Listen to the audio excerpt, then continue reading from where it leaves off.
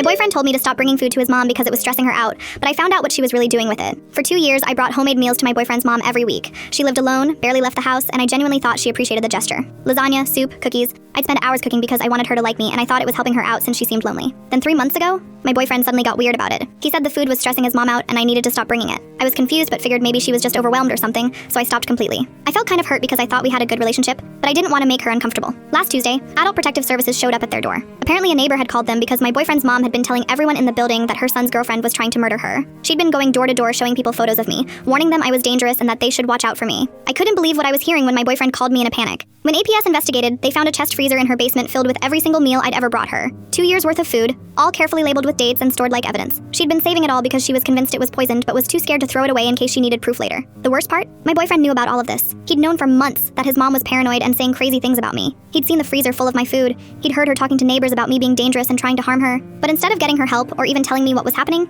he just told me to stop bringing food and hoped the problem would magically go away. When I confronted him after the APS visit, he completely lost it on me. He said I was causing drama and making everything worse for his family. That his mom was just quirky and I should have minded my own business. He was more angry at me for embarrassing the family than concerned about his mother's obvious mental health crisis. That's when I realized he'd been enabling her delusions for years because he was too embarrassed to admit his mom needed psychiatric help. I packed my stuff that night and left, but I couldn't stop thinking about her sitting alone in that house, terrified and paranoid, with a freezer full of food she thought was poison. So I called social services myself and reported everything I'd witnessed. I told them about what I'd learned, the obvious signs I'd missed, and the fact that she wasn't getting proper care from her son. 2 weeks later, I heard through mutual friends that she'd been evaluated and was finally getting treatment. She's on medication now and apparently doing much better. My ex is furious that I got his family involved with the system. He still thinks I'm the villain in all this and that I should have just stayed out of it. But honestly, his mom deserved better than a son who was too ashamed to get her help.